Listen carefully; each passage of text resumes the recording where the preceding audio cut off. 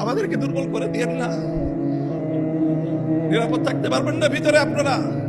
আপনি আমাকে দারোয়ানের মর্যাদা দিলেন না চৌকিদারের মর্যাদা দিলেন? না আপনি আমাকে কওমি অঙ্গনের একজন পাহারাদার কুকুর হিসেবে মূল্যায়ন করলেন? সেটা আমার কাছে খুব বেশি বড় বিষয় নয়। তবে জেনে রাখেন, কুকুর হলো আপনাদের এই কাজের পাহারাদারি করার জন্য আমরা দাঁড়িয়ে আছি। আপনি মুনাজারা ইসলাম মুনাজারা করেন, আপনারা বাতিলের মোকাবেলায় দালায়েলের বহস করেন, আপনারা আপনাদের মতো করে বহস করে যান।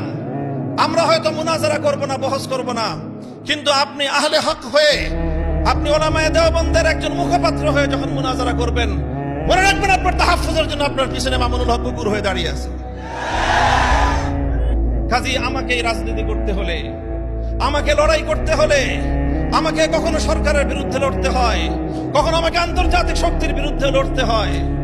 কাজী আমাকে আমার রাজপথের একটা শক্তি নিয়ে আমাকে ময়দানে টিকে থাকতে হবে।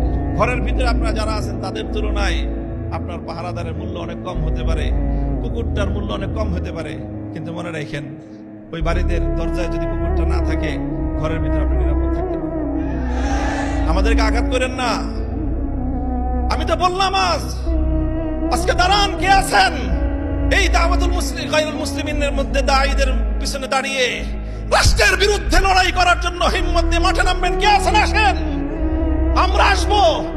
আমি ঘোষণা দিয়ে যাচ্ছি আপনাদের কাছে, এটা নিয়ে যদি সামনে আমাদেরকে আরো বড় কোনো পদক্ষেপ নিতে হয়, যদি সরকারের বিরুদ্ধে এটার জন্য রুখে দাঁড়াতে হয়, আমরা রুখে দাঁড়াবো ইনশাআল্লাহ। কাজে আমাদেরকে দুর্বল করে দিলে আখেরে আমরা সবাই ক্ষতিগ্রস্ত।